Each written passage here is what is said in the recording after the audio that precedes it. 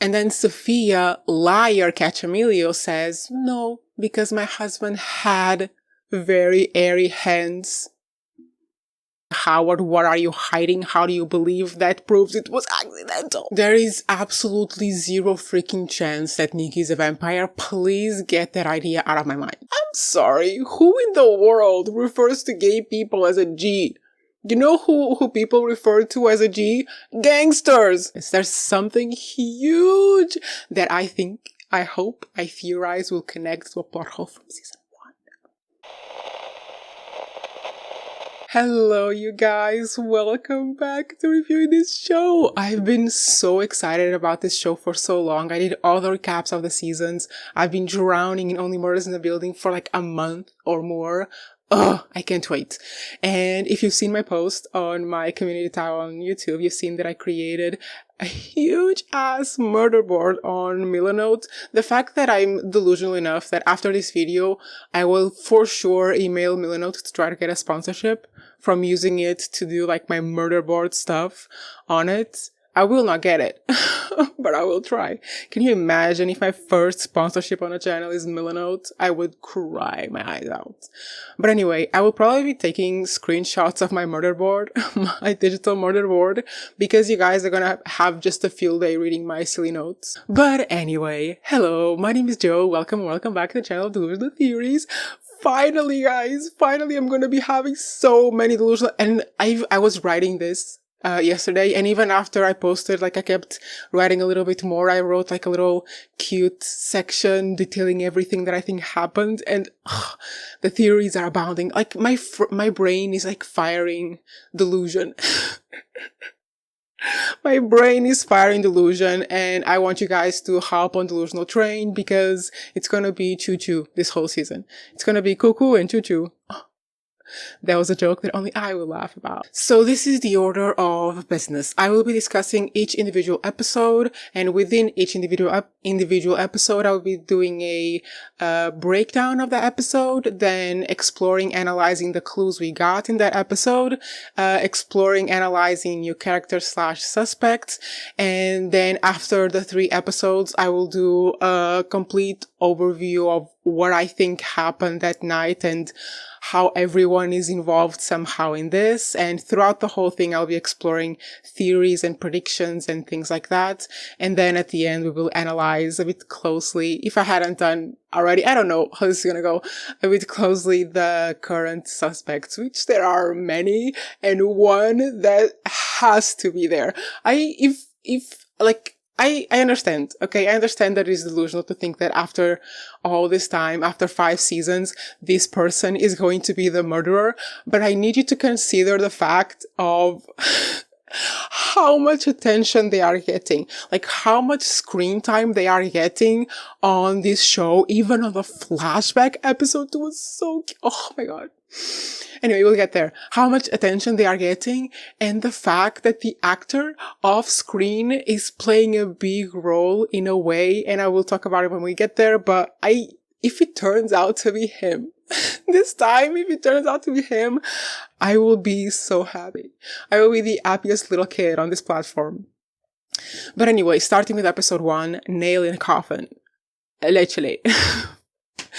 I will laugh at all the horrible jokes, you guys. I love this show. I laugh at this show. I'm one of those people that gets some out loud laughs every now and then. So yeah. But before we get into the episode, 2 little fun facts. Lester's last name is the same name of the actor, so they just borrowed that, kind of like The Office. And also, they did film at the Godfather's house, but the whole interior decoration is just production development. Like, the house does not look like that. So that's cute.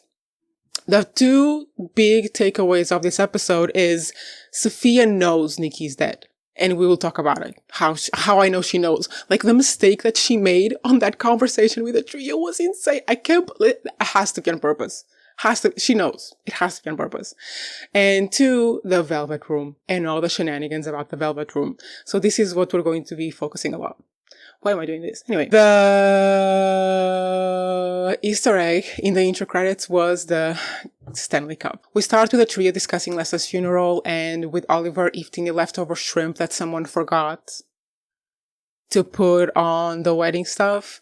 And Howard comes in and he picks up the extra tray of shrimp and he tells Mabel that the security footage does prove that the death was accidental, which will become a problem that we will analyze when the footage comes on screen. He's complaining about the fact that he's like babysitting a couple of pets, which is weird because it's a cat and a dog. A lot of strange things are revealed. I will get to it when I get to it. But Oliver, what did you say? You do to yourself. You try to do to yourself. You try to do with yourself. Anyway, eventually we get the finger reveal, which is honestly probably one of the best openings of a season in this show, because initially they weren't going to do the thing with the piano, and then they did it, and it's perfect. It landed on the perfect note, and then you get the little... loved it. Anyway, we get the finger reveal. Mabel looks into Sofia Cacciamillo, and we get the picture of Sofia Cacciamillo and Nicky Cacciamillo. The way that in the trailer breakdown, I thought that this guy in the picture with Sofia Cacciamillo was just another gangster that she was sleeping with, and this is why they killed Nicky. My brain just goes there. They go to the funeral to check Lester's fingers, which were gloved, and I'll tell you right now, it's either 8 or 11. Silly joke, I laughed out loud. But he was wearing gloves, so Charles can't be sure, and that is a plot line that is kind of dropped for the time being. But another weird thing that happens at the funeral, well, we meet, I think it's Marshall is his name, which is the new doorman, and we'll talk about him more in the future, in a second, in a little bit. We meet Lorraine, who has become Lester's wife, who has become a very easy suspect, but I'm gonna say it right now. I don't think she did it. And then we meet the mayor and the mayor's assistant with the weirdest ass camera flash. What was that? Is that a flash? Because I saw the flash coming out of it, but do people use those cameras anymore? And also, the same camera that had the weird flash also had the normal flash. There is no way in hell that was a flash. There was something else. Something else is going on with the mayor and the assistant. And of course it will be connected to the Velvet Room, because as we will explore in a little bit when I get to it, the Velvet Room is kind of like a secret meeting point of the most powerful people in the city. The mayor of New York has to have been there at some point. So whatever else is going on that the trio hasn't figured out yet, that goddamn flash is there. Flash is there for a reason. So they go back to Mabel's apartment, which looks so cute. I didn't even notice it. Like they were at the apartment, and then I think Oliver or Charles mentions that it's like looking really cute, and I was like, oh my god, this is the Dunlop apartment. How far we have come. So Oliver is feeling bad for not having a picture with Lester, so he searches his like wedding photos and finds a photo of himself with Lester in the background, with Nicky Cacciamillo, and Nicky Cacciamillo is giving Lester an envelope, which we know is an envelope of money, and we will explore it a little bit better in the future. And the trio decides they have to confront the mafia, so they go to Staten Island. I'm so sorry, I don't know how to pronounce this. I've heard it so many times in the show, I don't know. They go to that weird-ass place called Staten Island. They go to Staten Island to confront the mob, and we get the most shameless product placement of the show, the Stanley Cup. And they even say, oh, it's so fancy, dishwasher safe, like goddamn Bucky's arm. And we get introduced to the goddamn podcasting nepo babies of the mafia, because apparently the mafia is dead. This is absolutely not true.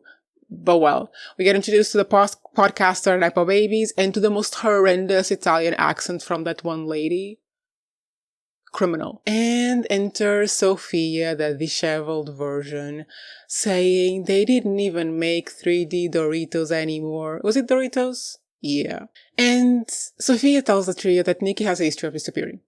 That she went to talk to them because apparently he had disappeared, and that she now is not surprised that even though she thought he was disappeared, he was still dealing with dry cleaning business by handing receipts to Lester on that day. You know he wasn't handing receipts, Sophia. What are you talking about? And then the trio puts the finger in front of her, and they're like, is it him? Could it be him? And then Sophia, liar Cacciamillo, says, no, because my husband had very airy hands. Thank you, Sophia, for your confession, because if he had very hairy hands, you know he's dead. Also, from the Only Murders in the Building official podcast, the showrunner says that Sophia Catamiglio's character is very mysterious and is very mysterious throughout the entirety of the show. So not only she knows about the Velvet Room for sure, she knows Nikki's dead and she was probably involved in whatever happened that night. Because if she was there, and I will explore this a little bit more in the theory, if she was there at the Arconia around the same time that Nikki was there, come on. And then outside of the house, Sophia asks Charles to solve this. And it doesn't seem like it is because she's very interested in getting her husband back, because at this point she for sure knows he's dead. That's why baby girl is so disheveled. She's mourning because despite Nikki being probably an asshole, it was still her husband. She doesn't even seem that concerned with getting Nikki back. She says that she doesn't want to lose the business and lose the house. She knows he is dead, potentially was there the night he died. So then we go home. Charles finds the map in the car, then follows the map while Mabel is following the blind spots of the camera because she got the video from Howard of Lester supposedly proving it was accidental, but the video literally just shows Lester like confused walking around the lobby of the Arconia. Howard, what are you hiding? How do you believe that proves it was accidental? I'll theorize about it. Anyway, they find the secret door, they click it open, and they find the velvet room. This set is so goddamn cool. It's so cool. And they immediately notice the little table that is damaged. We'll get to it. Then, of course, we get the numbers of the card being the code for a lockbox that opens with that little machine, opening a drawer. That made so much sense. And they find the envelope of cash that Nikki Catamiglio gave Lester the night of Oliver's wedding. And the envelope of cash does have the cash, and it also has blood! Potentially Nikki's blood, let's be honest, because Lester died in the fountain. And the last shenanigan of this episode is that Oliver, feeling very guilty about the fact that he doesn't have a picture with Lester, tries to get Lester's hat dry cleaned because his wife was complaining that she wanted to clean it before it went into the vitrine. And Oliver goes to a bunch of dry cleaners, and I think eventually he lands on the dry cleaner that is owned by Nikki Catamiglio and is on the Arconia building. The way that the showrunner explained this is that there are businesses like on the first or ground floor of the Arconia, outside of the Arconia, but that don't directly connect to the Arconia, which we find out later is not exactly true because they are connected by vents. But anyway, Oliver goes to put the hat for the dry cleaners, and of course, being Oliver, he finds himself in more shenanigans by trying to collect Lester's suit, and then he finds the body of Nikki Catamiglio just hanging. But this was their joke. This is not my joke. Nikki Catamiglio was just hanging out at the dry cleaners. Not my joke, but I laughed about it. These are the events of episode 1. Let's go over the clues one more time. Number 1, Lester requested his coffin to be, I think, displayed, I don't know what you call that in English, in the lobby of the Arconia before being taken to the funeral / like being buried in the cemetery. And this is mentioned by Charles, I think, at the funeral, and he mentions it in a way that is like, strange that Lester would want his body here for like his family to see or people to see. A bit strange. I think this will be explained by the fact that Lester truly loved that building so much, but I still think it's an important clue because what if there's something else to it, you know? Number 2, the surveillance footage showing on one hand that Lester was dealing with something that night because he was kind of confused, stumbling around the lobby. He had the phone in his hand, so maybe he got a text or a call from Nikki Catamiglio, or something was happening in a velvet room and he was alarmed. And we don't really see the surveillance footage of Lester apart from that little scene, but just from that one little scene, we know that something wasn't okay. And number 2 about this footage, how, Howard, did you possibly think that this would prove it was an accident? Explain yourself, Howard. 2 clues from 1 clue. And we get the severed finger, cute, with the green little stuff at the end of the fingernails, which we will find out is the little, table carpet. I don't know what you call that, from the casino. So we know that whoever lost his finger was at the casino, potentially the night of Oliver's wedding. Another clue that I included was wherever the hell the camera was with a little like outdated flash. It did give out a little flash, but not like those old cameras used to. So it doesn't feel like a real flash. And I took a picture of it when it showed like the back part of it, and it has like a green light on. I don't know. I feel like this is some sort of a machine. Like they're doing something with this. This is a delusional theory, guys. This is delusional train here, okay? This probably is just a flash that I'm like looking too much into, but I feel like the mayor was acting suspicious. The assistant was there to help the mayor who was acting suspicious, and the assistant had a camera that already has a built-in flash, a normal flash like from modern cameras, and then on the side has a different little thingy.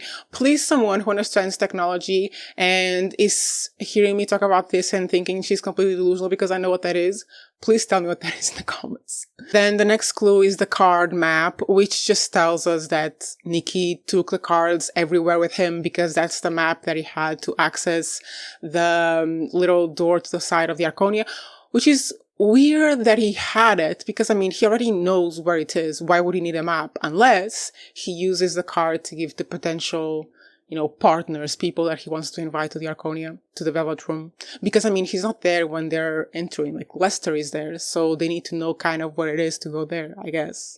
Or, more importantly, if Lester is there to guide the people who arrive, could Nicky have been doing secret little meetings on nights where Lester is not there and he needed the cards to give to people so they would know where to go because Lester is not there to take them? Oh, because Nicky was disappearing all the time, was he not? He was disappearing all the time, and if it was just Saturday nights, why would Sophia be suspicious because it's one night a week? But if it was all the time, maybe potentially he was conducting other different types of businesses at the Velvet Room, and he needed the cards to give to people who didn't know how to get to the Velvet Room. Because Lester already knows the usuals. So if there were other people he wanted to invite there for other shady businesses, there wouldn't be the usuals, they wouldn't know where it is. Last clue is obviously the envelope of cash, potentially with Nicky's blood on it. And then we have new characters, which I will not talk about because I've talked about all of them already. Episode 2, After You. This was the cutest episode. For sure, this will be a fan favorite. All of the seasons, because I mean, we got so many characters back. We got Saz back. We got Team Kono back. We got Bunny back. It was so adorable. I do understand that the ages make no sense. There was no sense that day. The day they wrote that one episode, they were like, oh, who cares? Our fan base wants to see these characters. Do they really care? They really care? Because if they wanted to get like age accurate actors, they would have to cast different actors to play certain roles, like Bunny and Oliver and Charles, and they didn't. They just put the same characters there with like the aging software or something. I think it's cute. Fun fact, there's only one for this episode. I'm pretty sure the kid we see behind Dimas and Oliver as they are fighting about the puppet budget was Oscar, right? 2 top takeaways. Lester wanted out. Howard is suspicious as shit. And the 2 little Easter eggs for this episode is at the beginning when Howard is wheeling his mother in front of the Arconia, and we see Lester at the top of the building kind of overlooking everything. Cutie. So in this episode, we see the flashback to Lester getting hired and becoming a doorman. We get introduced to the elevator lever, which will be like a fundamental clue for this season, and it has already been introduced like that through the little flashbacks that I will talk about in a second. We see him get married, but more importantly, the creators decided to include a detail. I honestly don't remember if Lester has mentioned this before, but they include the detail of his wife already having 2 children, before he meets her. And Lester has talked about his kids and has only talked about 2 kids. So those are his children.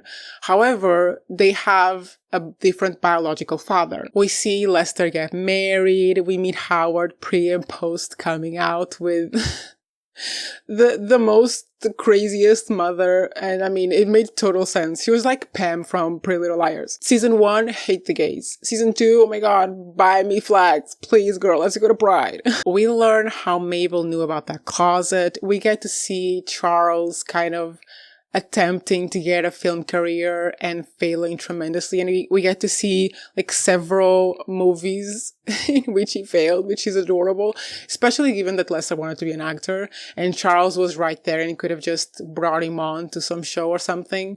I see you, Charles. I see you. And also, do you know what I still see? I see the little autograph photo. That's not a tip, Charles. Give them money.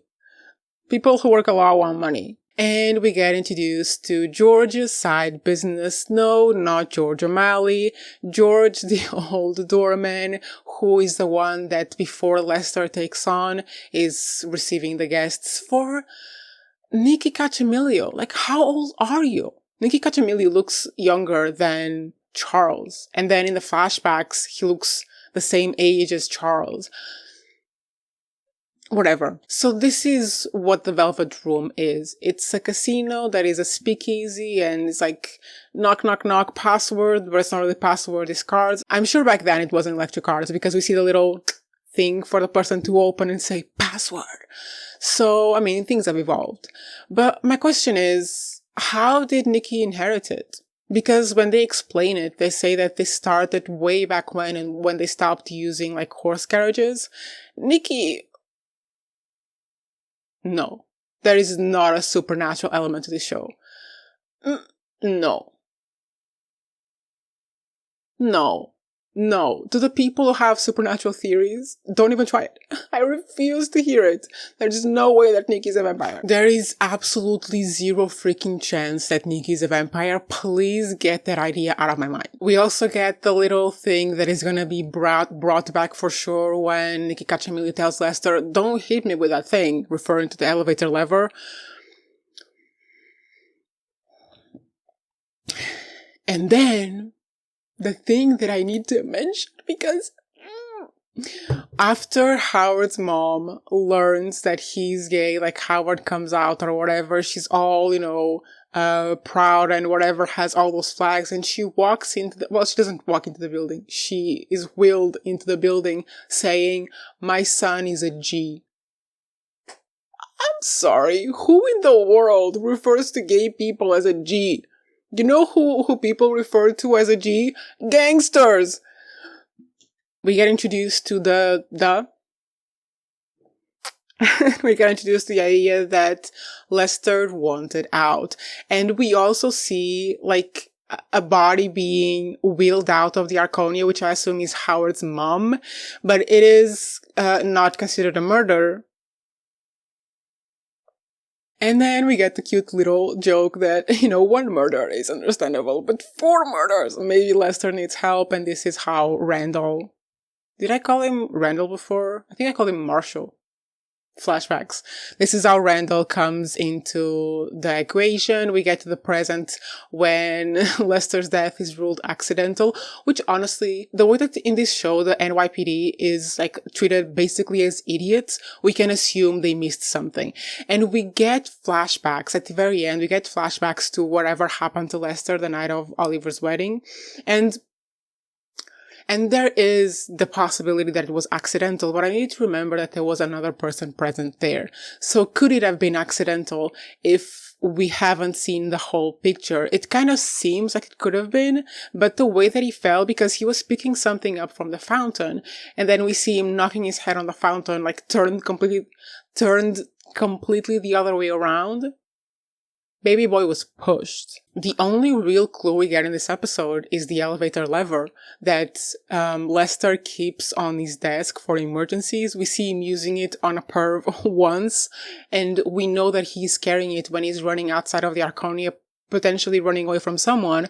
So that's gonna be a big clue. Eventually, it's going to appear, or the trio is going to find it, because the person who was running after Lester picked it up.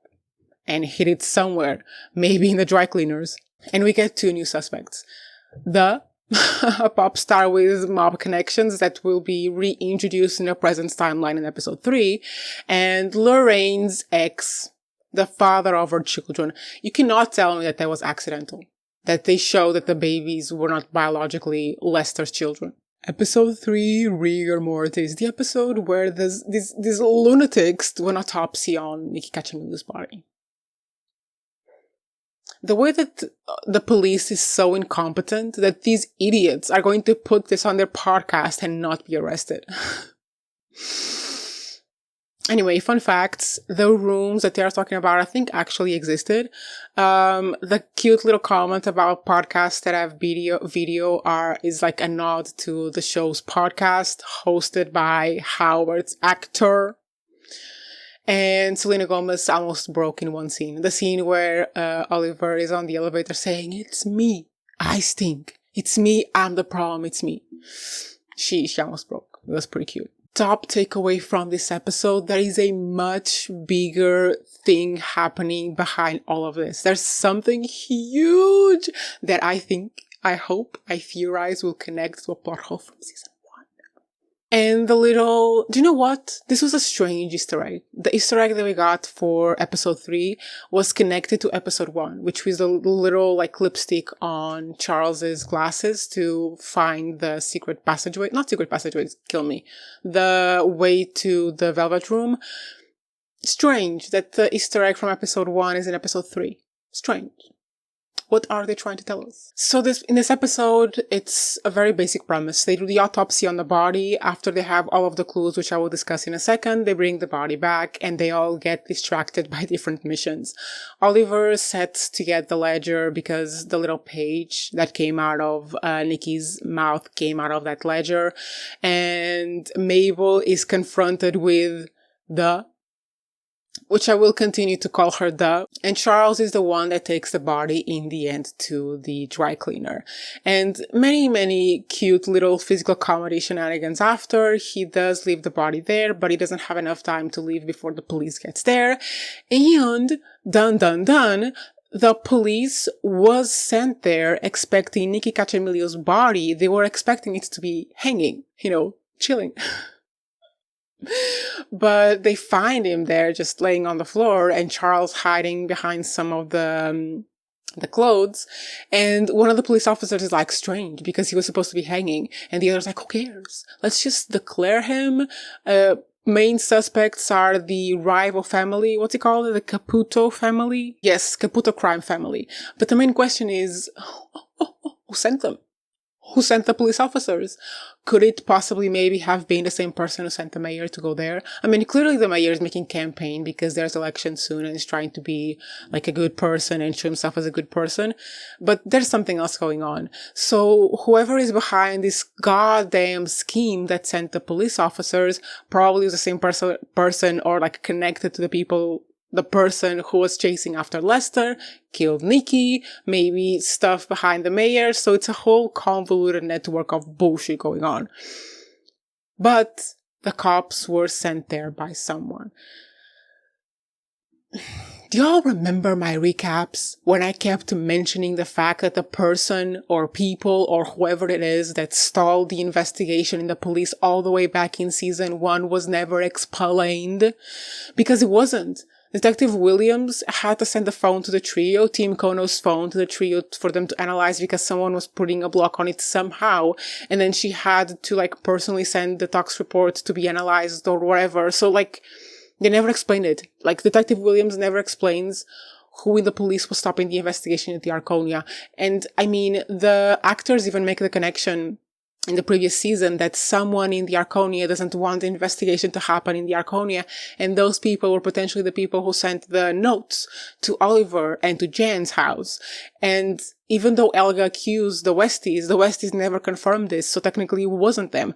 Who was it? Potentially the same people behind the shenanigans with the Velvet Room, potentially the same people behind the interference with the police from season 1, potentially the same people who sent these goddamn cops. Anyway, Oliver brings back the ledger, they find the little page that was torn off, and it's a bunch of code names birds, because Lester compared people to birds, and this is how he wrote about them in his little ledger. And these birds are next to poker terms and next to amounts of money that they bet or lost or whatever or owed. So Lester was keeping track of the people in the casino. How and why? Because the way that it is explained, he's only there as a doorman, like inviting them in, leading them to the room, and he doesn't really go inside the room, but he clearly was going inside the room because he was keeping tabs on those people. Maybe he was keeping tabs on them on behalf of Nikki, and that's why it was there, but also maybe potentially what if someone started investigating the cover-up in the police, and Lester was helping them. The last piece of plot we get from episode 2 is the trio going back to the Velvet Room to investigate, and we get introduced to our new suspects, the billionaires, aka the new mob of New York. We get Bash, the tech billionaire, Jay Flug, the Farmo Nepo baby that has 9 fingers, but strangely, and this is what I noticed, that I thought it was funny, like the finger that we see is a finger, like there's a part of, like, it was cut like this, like this, but the finger that we see missing on billionaire Nepo baby is like this part, like this is, it's like this that he is, but the finger that Oliver almost ate was like that. So could it be 2 different chopped off fingers? Comment. And the last billionaire is Camilla White, a female Chuck Bass, kind of. Okay, most clues came from Nikki's body, which I will talk about in a second, but we have also to consider the vents in the Arconia connecting to these stores on the outside of the Arconia. Lester's ledger is gonna have so much goddamn information about that poker game that people who attended, I cannot wait to see these little idiots trying to figure out which of these people are which birds by like looking at the way they are acting. This is gonna be beautiful. I want them to have the little book that Lester had while he was studying those little birds. Can't wait. But then Nikki's body's Bozy. Nikki's body's clues. The flower is fresh since it still triggered Oliver's allergies. Green velvet from the Velvet Room under his fingernails. Nikki was at the Velvet Room, same as Lester. He doesn't have any rigor mortis, has blood pooled by his ankles, no eggs or maggots, and freeze burns behind his ear. He was killed a week ago and frozen and just defrosted to put at the dry cleaners, planned because the cops were going there to get him on purpose. There's white paint in his coat.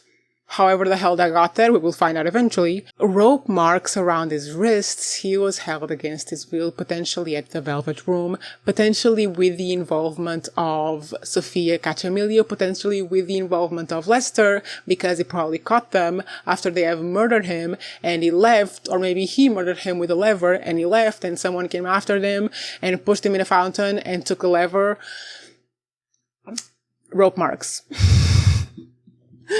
And there's a page of the ledger inside his mouth with bird code names. Who are the birds?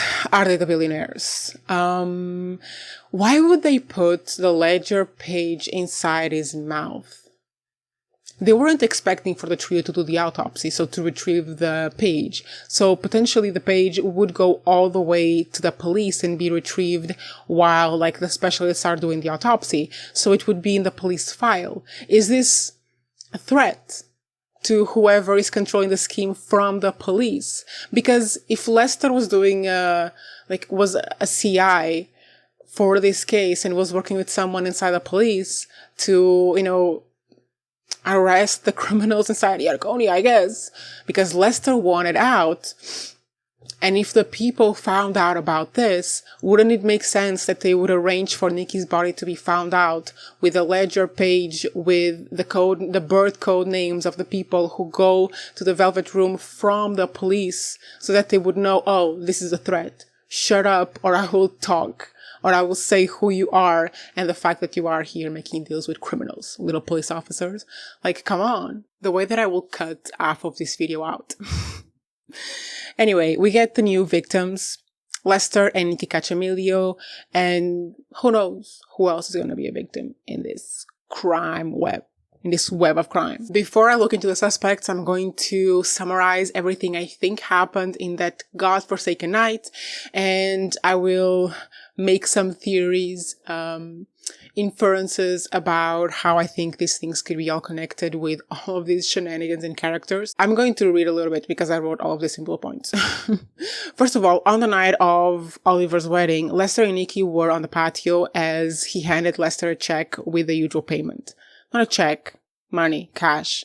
This happened during the reception because we know that Lester was seated for the wedding. When the reception is over and Charles and Mabel are heading up, they meet Sophia Cacciamillo, who makes a point of saying that there's no doorman around. She asks the trio for help and then she leaves. That night we can see through the footage that Lester was at his desk and started walking in a disorientated state, and he had his phone, so he could have received a text or a call from Nikki Cacciamillo to ask for help. Later he comes running out of the Arconia, being chased by someone carrying the elevator lever on his hand, and he lets it fall to the ground, then picks it back up, and then it cuts to him picking something out of the fountain. He falls into the fountain, hits his head, and then we see a person picking the lever up with a trash bag. There's no way in hell he fell. He was pushed into the fountain by the person who took the lever afterwards. Between the time he disappeared, potentially to welcome people into the Velvet Room, I don't know, and the time we see him running from someone and hitting the fountain, some shenanigans must have happened inside the Velvet Room. We know that both Nikki and the person who lost the finger were inside the Velvet Room, and we can see from the table that is very damaged that before getting into Nikki's chest, that little thing cut through the table. So someone was purposefully swinging at Nikki, or maybe swinging at someone else, and first hit the table. There were shenanigans and somehow Nikki was hit. Honestly, after some of this stuff, the fact that Lester was running with a lever, the fact that the table was hit first, it kind of makes it seem like maybe Nikki wasn't the intended target or something.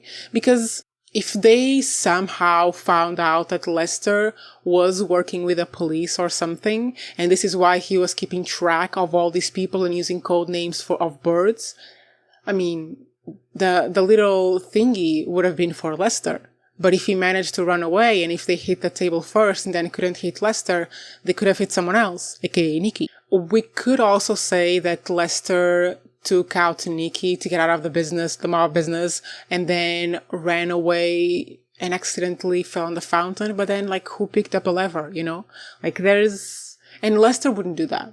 Lester is not the person who would do that. First thought, Sophia is lying. She knows something. If she wasn't there the night Nikki died, then she found out somehow. Because, I mean, even if he was just missing that day, why was he still conducting his usual business at the Velvet Room? You know, why would she think he's missing on the very first day that he's potentially taken? Because he was, kill me. He had rope around his wrist, so he was taken captive by someone. Why would Sophia think he's missing on the day that he's taken captive? Hours after the last time we have footage of him. Second thought, why did he disappear often? As I said before, if it was just Saturday night, she wouldn't have been so suspicious. So he must have been involved in some other business. I mean, we get introduced to the Caputo crime family and we get introduced to the billionaires. But the billionaires seem to be on the receiving end of the violence because one of them is missing a finger. So what is the other force? We have Nikki Cacciamillo's family, Caputo family, the billionaires, and there's a force fourth. Who is the force fourth? And potentially are they behind all of this? Because remember what Sophia said, that Nikki was trying to be, he was a failed gangster. Maybe he was involved in some other shenanigans because he wanted to be a successful gangster. And he got involved with the wrong people. Fourth thought, how in the world are the billionaires involved? First, I thought they could be inheriting the Velvet Room. Because as we've learned, it's no longer the mob that runs the city, it's the billionaires. So if the mob ran the Velvet Room, makes sense that they would transition into billionaires. And I mean, this kind of business doesn't seem like the kind of business that they're just, here you go, sold. It's kind of like you killed the person who owns it and then you own it. you know? But then the one little Nepo baby is missing a finger. So it feels like they are like investigating something that is also happening to them. And I mean, the Nepo baby is from a very wealthy family. So my second thought about this was, it's maybe they kidnapped him, sent the finger to prove that they had him as a way of getting his family to pay them money. This honestly could have been the shady business that Nikki was involved in, because if he wanted to legitimize himself as a gangster, maybe he was getting money some other way. And we know that the dry cleaning business is not doing well, so potentially he needed some extra cash. And I mean, kidnapping a billionaire. Of course the parents are going to pay. Maybe that's why the billionaires are investigating. Maybe they came to the Velvet Room because they finally figured out where Nepo Baby was kept. And this is why they are there, to investigate whoever was behind it, because they had to pay the ransom to get Nepo Baby back, but now they want to know who did it. And maybe they're not going to take it to the police because it's been established in the show that the police are idiots. Let me know what you think about all of this, what your theories are. I feel like there's so much material to go through, and all of the clues are already like completely in place. I feel like we have already met the person who did it, and if we haven't met them yet, we will very soon, but we've probably already met them. Let's be honest about it. I feel like most people are going to go for the mayor, for Randall, or for the widow, but if it isn't the pop star or Howard. Okay, current suspects. The mayor, for whatever reason. However, I do think he's not the person who did it. I think he's just complicit because he's being paid by the crime genius behind all of this. Then we have Randall, the replacement for Lester. I don't know about it. It's kind of a recycled plotline. Feels recycled to me, and I don't feel like they're trying to make us feel for him and like connect emotionally to him by giving him like a similar story to Lester's beginning at the Arconia. You know, he's a musician, an aspiring musician, the same way that Lester was an aspiring actor. I don't think it's him. Then we have the pop star. I would love it if it was her. We know for a fact she has to have attended the Velvet Room. I mean, that's the whole conversation with the show, right? Like old things being contrasted with new shit, with contemporary shit. The Velvet Room, a casino, speakeasy that used to be where people made deals, where the people who ran the city made deals, where mobsters met, police detectives and politicians. It would make sense that this very old thing now would transition into the new world for being the place where entertainment and billionaires make deals, because where does money come from? Big companies and pop singers. She's literally the Taylor Swift of the show. If she's not the killer, I'm betting on her. Like, she's one of my favorite suspects. I also feel like it could have been the mayor, because if the mayor is a puppet that is being played with strings by the real criminal, which I think it is, it could have been the mayor to nudge someone on the police and send the cops. But what I hope it is the one person or a couple of people in the police who are corrupt and have been behind the shenanigans being covered up in Arconia since season 1. I hope it is that person who sent the cops and who is also like pulling the strings on the mayor. Next suspect, we have to consider him, Lorraine's ex, the father of Lester's children. Like, why did they put that there? Why? If I'm missing something from the previous seasons, please let me know. But I mean, why? The billionaires, of course, are not going to be... They didn't do it. Like, come on. Come on. We don't hate the billionaires because they're murderers. We hate the billionaires because they're billionaires. And I hope at the end of the season, they lose all their money. I don't want them to be killers. I want them to lose all their money. In the end, our baby boy, the suspect that has been a suspect since season 1, because how do you make your money? There's no way he can pay for his apartment at the Arconia. And I made an estimate in one of my recaps, and I since went and looked at it, and it's a very, very generous estimate. For sure, he pays a lot more than that. And his salary is not enough. Howard, how do you make your money? And why was your mother dead on the Arconia? Howard. I see you. I see you, boo. These are the current suspects. Tell me if I missed someone. Let me know what you think, how much you loved episode 2. It better be a lot. And yeah, I will come back here next week with a new video, reviewing the episode and giving you all my delusional theories, please let me know in the comments what your opinions are, what your theories are, what you disagree with me on.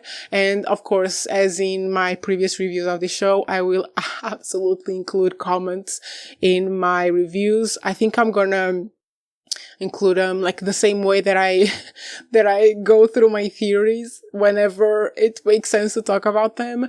That was actually one of my favorite parts of reviewing the season 4. It's just everyone has so many great ideas. That's the cool thing about this audience for this show. Y'all have big brains. Y'all have bigger brains than mine. So yeah, let me know what you think, and I will probably include some of the comments in the next video. And yeah, if you want to support me and support the work that I do at the channel, you can like the video, comment, subscribe, and either join my YouTube membership or my Patreon. I am currently reviewing the Rainmaker, actually behind on my episode this week. Maybe I shouldn't say that. But yeah, I want to make this into an actual, maybe part-time, full-time job. So if you can support me, thank you. I will see you next week. Bye.